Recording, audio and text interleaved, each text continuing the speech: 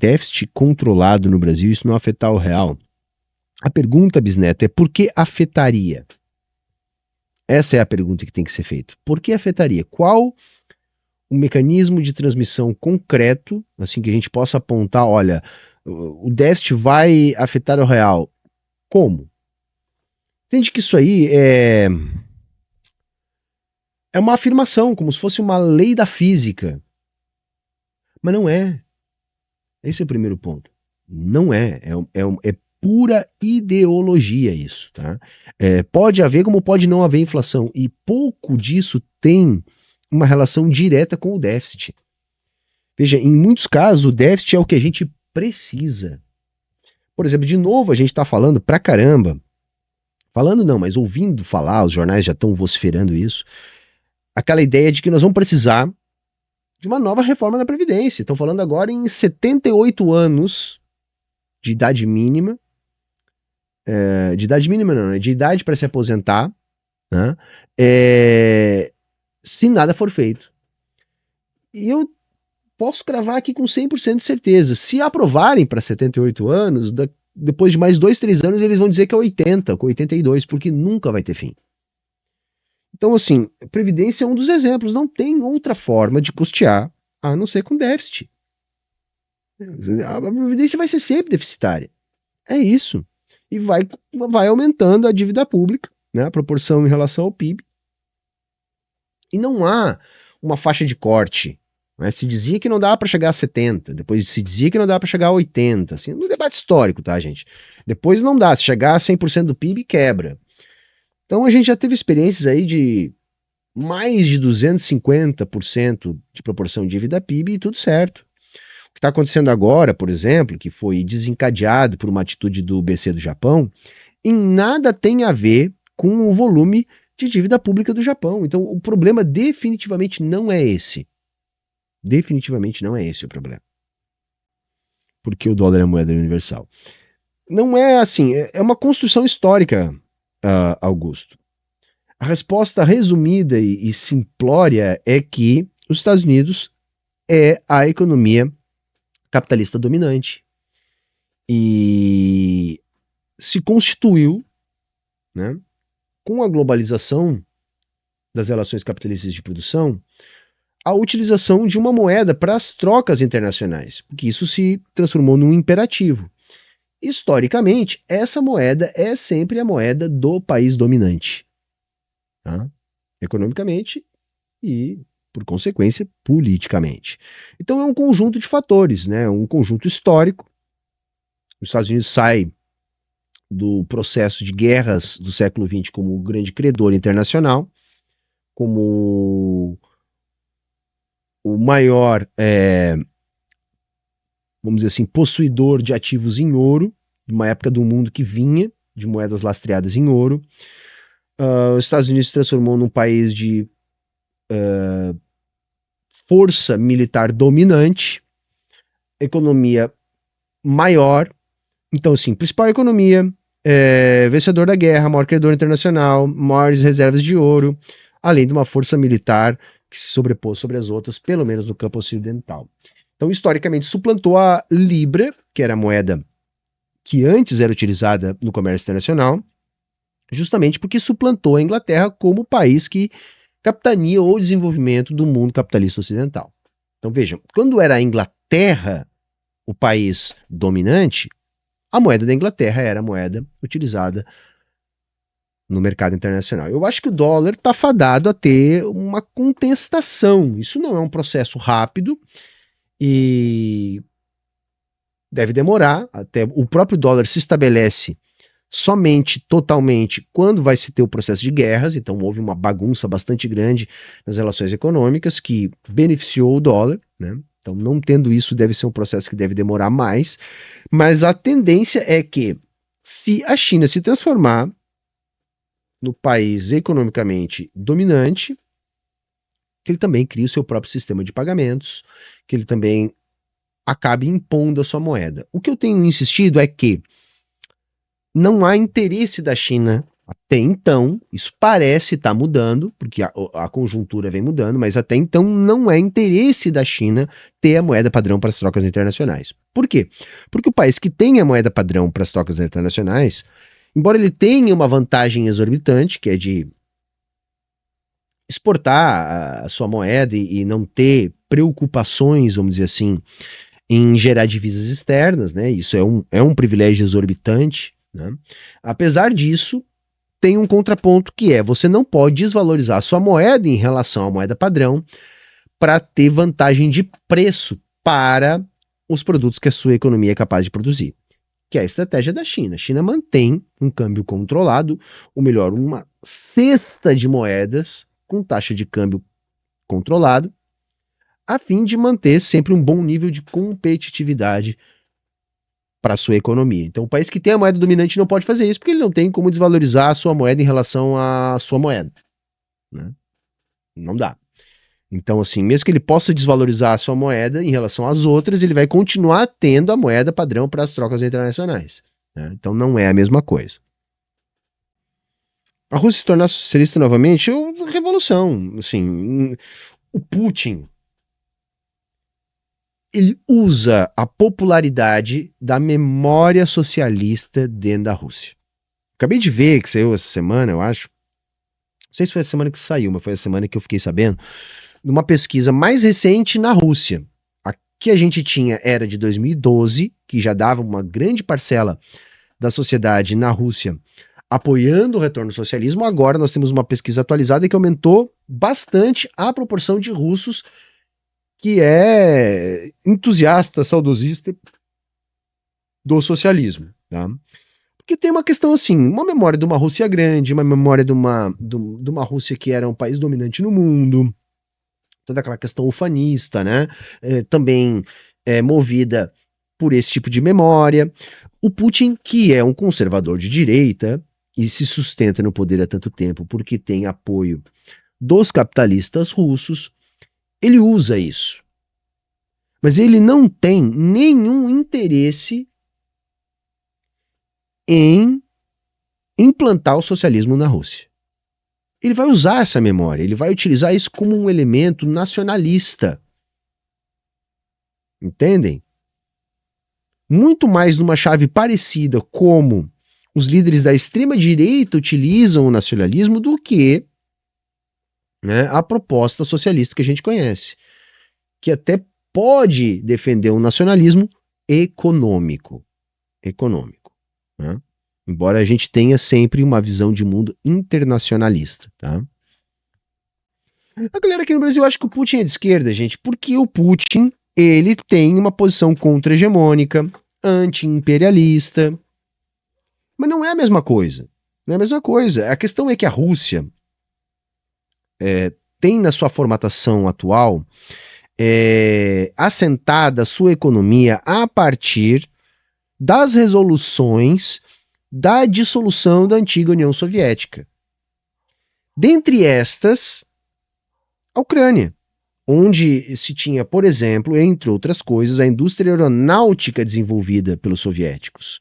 Então, a Ucrânia é área de influência de Moscou, ficou assim delimitada, até para que os investimentos soviéticos no desenvolvimento daquela região pudessem continuar dentro do ecossistema da economia russa. Então, na verdade, o que o Putin está fazendo é defender os interesses dos capitalistas russos, que foram aqueles que ascenderam a essa condição a partir justamente das resoluções que foram produto da dissolução da União Soviética. Então, aquilo ali é simplesmente uma defesa dos interesses dos negócios da Rússia na região. Então, ele tem uma posição anti-imperialista. Por quê? Porque o campo capitalista ocidental quer ampliar suas áreas de influência em direção ao leste da Europa, para saciar a sanha insaciável do capital. Né? Mas aquilo lá já é uma região capitalista que está subordinada à lógica do capital russo. Então é uma disputa. Eu não gosto da tese da disputa interimperialista, porque eu acho que não existem imperialismos, né? Existe um grande exportador de capital, uma grande força agressora e as forças a ela associadas. E aqueles que não estão a ela associadas, portanto, são forças anti-imperialistas. Essas forças anti-imperialistas não são necessariamente de esquerda, gente. Tá? Eu não vejo dessa maneira. Tá? Então, eu acho, Little Charlie, que tanta gente acha a China e a Rússia imperialista justamente porque, eu tô falando dos mais honestos, vai? Porque eles também procuram expandir o seu capital. E acho que aí tem sim um debate. Eu acho que vai ter marxista que vai defender, né? Que é uma ação imperialista a partir do momento que domina economias mais frágeis e acaba exportando seu capital, acaba absorvendo, né, também a riqueza desses lugares pela simples inserção dessas forças mais produtivas na lógica do capital global. Eu acho que é uma avaliação válida, porém eu discordo. Por quê? Porque a China e a Rússia não capitaneam esse sistema onde está inserido o capital global. Esse sim é uma força que drena a riqueza do mundo inteiro para alimentar justamente esse time que está no topo. Né? Para além disso, tem uma outra situação que a gente também não pode desconsiderar, que é a forma como o Ocidente impõe tais regulamentações que mantém o mundo subdesenvolvido, refém, tá, da economia dos países desenvolvidos, que é a atuação militar. Então você tem acordos, tratados internacionais desiguais, você tem um sistema de compensação de pagamentos internacional que fica absolutamente controlado pelas forças do capital central. Vou dar 2 exemplos: a grana dos russos, que foi bloqueada e foi entregue para a Ucrânia. As reservas da Venezuela, que foram bloqueadas e entregues para o Guaidó. Entende? Isso é o imperialismo. É essa capacidade de controlar o sistema financeiro internacional e fazer esse tipo de coisa. A revelia da vontade dos outros. China e Rússia não têm esse tipo de poder. Não tem esse tipo de poder. E esse tipo de poder ele não é constituído apenas pela dinâmica das economias subordinadas à economia mais desenvolvida, que é a dos Estados Unidos. Não, isso é conquistado na via da porrada, a ferro e fogo, com guerra. Ou seja, é feito o que for necessário para conseguir realizar esses interesses. Então, se você consegue fazendo isso, colocando um títere na governança, seja de maneira indireta, manipulando eleições, ou manipulando a opinião pública, seja de maneira mais direta, com um golpe de Estado ou com uma intervenção militar. Por isso que a gente tem tantas bases dos Estados Unidos espalhadas pelo planeta inteiro. A gente não tem a mesma postura da China. A China vem ganhando mercado, sim. Ela transfere riqueza produzida na periferia do capitalismo para a sua dinâmica interna, sim. Porém, vem fazendo isso a partir da competitividade das suas mercadorias, que são explicadas pela atuação da estruturação da política econômica na China pelo Estado chinês capitaneado pelo Partido Comunista. Então é diferente. Tá? Eu aceito o debate com os marxistas, que torcem o nariz para a China. Tá? Aliás, na semana chegou na minha mão também um artigo muito bom, pena que eu não lembro nunca o nome, né? Mas eu acho que eu vou citar no domingo, mas um artigo muito bom falando da democracia na China. Fantástico, é um artigo, gente. Poxa, eu vou pegar aqui o nome do autor, vamos dar os créditos, né? Porque eu falo aqui, parece que essas ideias são minhas, né? Mas assim, mostrando como que a democracia da China ela vem sendo aprofundada no sentido de construir uma democracia popular, e essa democracia, ela em nada se parece com a democracia formal das democracias liberais. Tá? Onde é que tá, cara? Eu salvei, onde é que eu salvei, cara? Aqui, institucionalidade. O título do texto é A Construção Institucional na China e Sua Dimensão Consultiva, de Diego Pautasso e Isis Pares Maria, tá? Um artigo fresquinho, tá? fantástico, que mostra o aprofundamento das instâncias consultivas que constroem os planos de desenvolvimento da China e a operacionalidade do Partido Comunista Chinês no sentido de estabelecer a verdadeira meritocracia. Saca? Eu cheguei a ver um imbecil dizendo assim, que a China é tão capitalista que instituiu meritocracia capitalista e por isso que ela está se desenvolvendo. Como se nós fôssemos a priori contra a meritocracia. Nós não somos, tá, gente? Eu acho que mérito existe. A questão não é essa. O que a gente simplesmente faz é denunciar que meritocracia no capitalismo não existe. É isso que a gente diz. A gente não é contra a existência de mérito. E por que eu estou dizendo isso? Porque na China você tem aparatos consultivos que não funcionam nessa dinâmica de eleições a cada 2 anos ou a cada 4 anos com partidos que só chamam o povo para votar. Não. População, a classe trabalhadora é consultada, tá, sobre o que ela quer do seu futuro. A partir do que a população diz, se estabelece um plano para atingir isso que a população diz.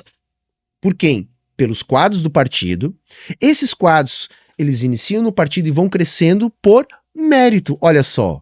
Por mérito. E como é que é averiguado esse mérito? Olha, os caras recebem tarefas. E aí vão ser avaliados se eles cumprem essas tarefas, se essa tarefa é cumprida com qualidade, se respeita prazo. Então, por exemplo, o cara vai lá e vira um administrador de uma pequena área de uma província. E ele ganha uma tarefa. Ó, foi decidido aqui, a partir dessas consultas populares, que a gente tem esse planejamento para essa região. E aí o cara é colocado lá para atingir esses objetivos. Então é dado a ele prazos, e se ele atinge esses objetivos, ele é promovido, ou seja, é dado a ele uma tarefa mais complexa.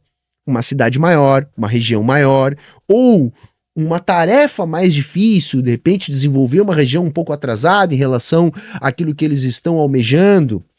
E aí o cara vai crescendo no partido a partir dos seus méritos. Entendem? Isso é infinitamente mais democrático do que qualquer coisa que exista no mundo ocidental. Só que o mundo ocidental olha para isso e Narciso acha feio aquilo que não é espelho. Como não existem ali as dinâmicas das democracias liberais, eles chamam de ditadura. Ah, mas olha só, o Partido Comunista domina, né? Os outros partidos existem apenas formalmente. Tá, mas toda a dinâmica consultiva, toda a dinâmica de democracia real, de intensidade democrática, de tomada de decisão da classe trabalhadora é ignorada. Enquanto que aqui a gente tem um formalismo brutal, né? Um formalismo gigantesco, que pouco traduz a vontade da classe trabalhadora.